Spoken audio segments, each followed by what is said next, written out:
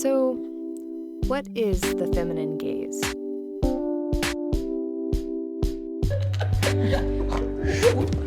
We are so grown.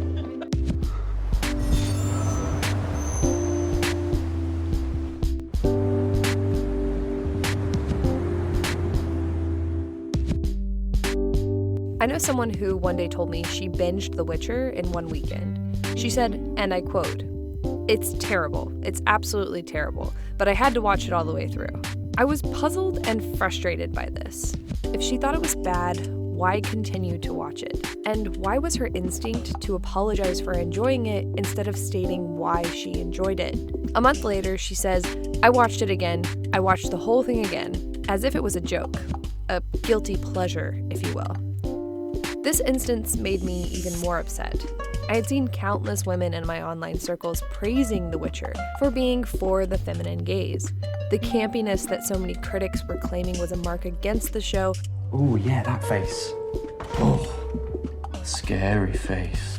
Was usually one of the reasons so many women loved it. This Tumblr post praising The Witcher for being femgaze has about 4,000 notes. It seemed to me that many women felt the same way about it that I had. Its use of fairy tale tropes and complex feminine characters in a gritty fantasy setting is unlike anything else in the mainstream. And it feels good. It feels like it qualifies more than most as a feminine gaze story. But you're probably wondering, what is feminine gaze really? Is it even definable? Are people who don't like feminine gaze media wrong? Do they simply not like it because it's not male or masculine gaze? I've brought this sort of thing up in previous videos, but have mostly kept the explanations abstract, and that was very purposeful. Women are not a monolith. What makes up feminine gaze is not an absolute, just like feminine and masculine traits and desires are not absolute. They change over time and with different cultures and societies. Also noting, I'm using the term feminine gaze rather than the more commonly used female gaze because I do not believe it's accurate to attribute these traits to a sex or gender. It's not that simple. The more I am disappointed with stories made for Western audiences, the more I want to define what it is we are missing.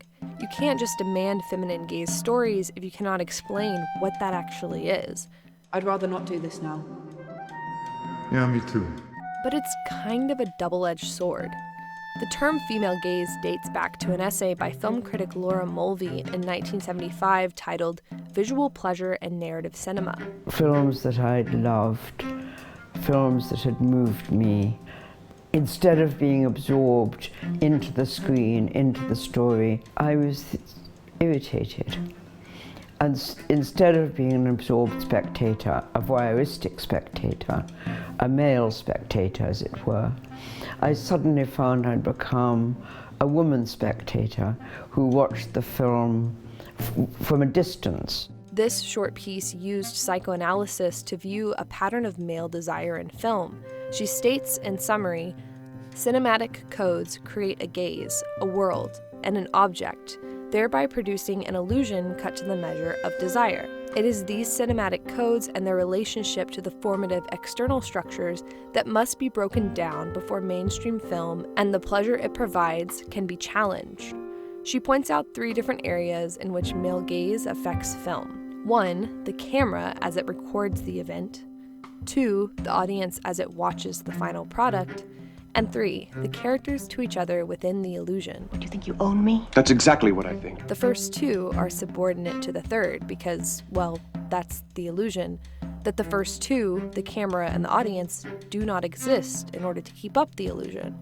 But, as Mulvey is trying to say, sexual inequality was showing through, because even if the subjects of the story are women, they were often the objects of male desire, of either the male in the story or for the men in the audience. This causes the masculization of the audience, regardless of sex or gender. No, no, no, no, no, no, no, no! In 2016, Jill Soloway adapted Mulvey's concepts slightly for the modern day. Male gaze shot is like tits, bikini, bar, pina colada, pina colada. It's the waitress's tits. She walks to the table. She sets down the pina coladas and scene begins. I grew up on that, guys. In order to promote more feminine gaze stories, she outlined the 3. 1, the feeling camera, which prioritizes emotions over action. 2, the gazed gaze, which shows the audience how it feels to be the object of the gaze. And 3, returning the gaze, where the object tells the audience how they feel about being seen. You know, I just feel like women, they have minds and they have souls as well as just hearts, and they've got ambition and they've got talent as well as just beauty. And I'm so sick of people saying that love is just all a woman is fit for. I'm so sick of it. But I'm so lonely. This type of transformative view shows how our collective view of these films adapts and changes the society. If the creator challenges themselves, then the audience may also be challenged, who therein continue to challenge the creators. And this creates a sort of positive feedback loop in the producer-consumer relationship. Son Jacob, he's 16, very politically active. The boy is literally a Nazi. It's when they don't listen to one another at all is when these things get messy. So what about women desiring men? What about men being the object of desire for the woman? Well, something odd happens. The goal of promoting feminine gaze stories is not for the men to be the subject of objectification. Rather, it's for both men and women to move freely between the positions of subject and object. Here we have an object of desire and an object with desires.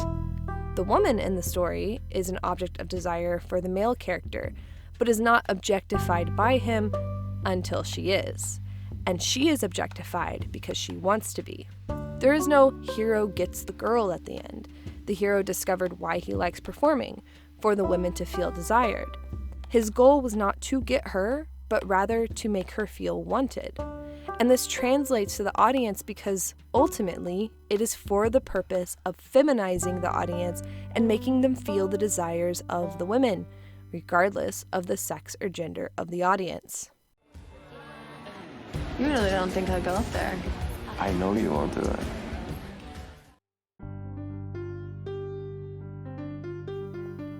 Women don't want to take ownership of masculine things above men. And any sort of middling. Very well done.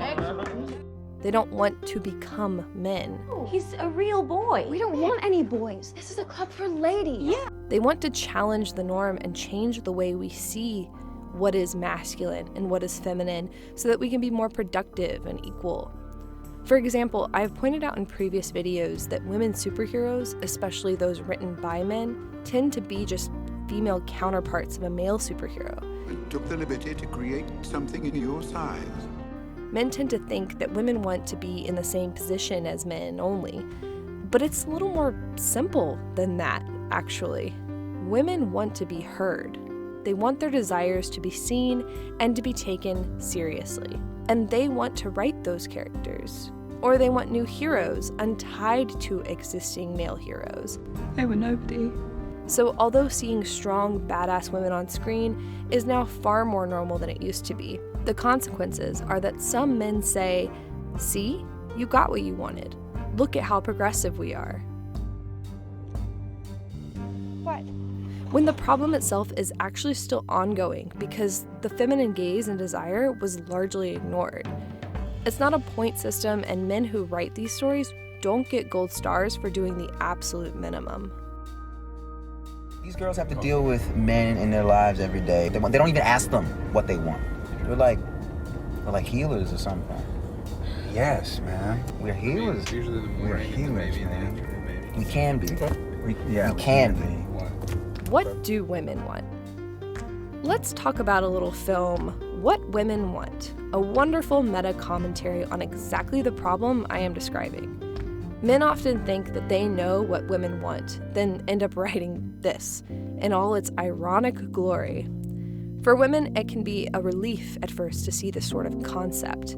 Finally, a movie where men can figure out what women actually want. Let their desires flood a man's mind, make him listen. We're not mysterious beings. We're human. We have sexual needs and desire for companionship and a whole other bunch of stuff as well. But then this movie is actually terrible. You're so sensitive. You're so aware of my feelings. You're so tuned in. You talk to me like a woman. You think like a woman. Nick, come on. Admit it. You're totally and completely gay. And here's an even funnier twist of events. This movie actually had women writing and directing it, which brings me to another important point. Not every story told by women is going to be feminine gaze. It's another reason why I've chosen the term feminine as opposed to women. Plenty of women write stories for masculine desires, and women write stories for other women who like the masculine gaze and are comfortable living in the norm within a community where masculine desires are more important than the feminine ones. But there is something odd that happens in some cases where women take stories that are at first masculine gaze and then adapt them in the cinematic medium. And so we started to learn about their lives, coming to hold collective memories of times we hadn't experienced. We felt the imprisonment of being a girl. We knew that the girls were really women in disguise, that they understood love and even death, and that our job was merely to create the noise that seemed to fascinate them. The Virgin Suicides is a story which was originally written by a man, which is then adapted and directed by a woman, but tells the story about young women from the perspective of boys and men. I think it's important that a female writes the script because it's all about these 5 girls. Sophia has been more intrigued by the girl's story than perhaps the male narration. So she's going to bring out different colors. Action! The girls in the film are seen as pure and majestic, but are not at all exploited by the male gaze. They are, however, desired by the men in the story. The film challenges the viewer by challenging their gaze. What do they want to see from these girls versus what do they desire for them? Another transformative perspective. American Psycho is also directed by a woman, adapted by a book written by a man. Producer Clark Wolfe says of it, "Now, let's be honest here. American Psycho works and it endures because Mary Harron and co-writer Guinevere Turner recognized that Patrick Bateman and all of his friends, despite their youth, their good looks, their wealth, and their privilege, are losers. It's not simply that they're deplorable. They're also morons." As screenwriters, Harron and Turner are not afraid of making fun of the Patrick Batemans of the world to their faces, while simultaneously recognizing a painful and horrifying truth. Patrick Bateman is invincible, and he will get away with whatever transgression he decides to commit. Because when you're a Patrick Bateman, people choose not to hold you accountable. Mad Max Fury Road is another that is a transformation of a work that was previously dominated by the male gaze, and has now incorporated women that are desires of men in the story, but not of the hero, and not encouraged to be a desire of the audience. And yes, The Witcher falls into this category as well, because it was originally written by a man, and then adapted into a video game, and now we have a show that has a showrunner that is a woman, and some of the writers and directors are women. There are also films that relish in feminine imagery. Little Women, Portrait of a Lady on Fire, pretty much any time period piece where women are involved. But a lot of these examples will always be seen as lesser than their male counterparts. So let's go back to the mainstream. Birds of Prey, for instance, is a film that is rife with feminine imagery, but done in a way that unintentionally offends men, either because they're not usually privy to that sort of feminine camaraderie, or because they would rather the women be desirable to them within their parameters, or be masculine coded in these types of films.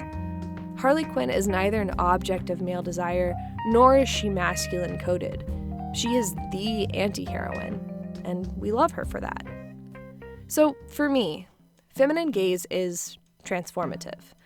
In my communities, I have experienced a structure which puts down stories about women wanting love, about women wanting companionship, about women wanting anything, and just about women wanting to be and not wanting to be judged, but just being a hero in her own story with her own agency. We were taught at a young age to accept men's desires as the norm, but women's desires needed to be grown out of. And yet, we've also grown up loving a good masculine gaze story anyway. So instead of just adding in women to these masculine stories or adding feminine counterparts, there's a transformation of the original work, which adds feminine creators as well as complex feminine-coded heroines that challenge not only the audience, but the message of the original story. It's sort of like taking ownership back. It was always meant to be for us too, but the masculine took it all.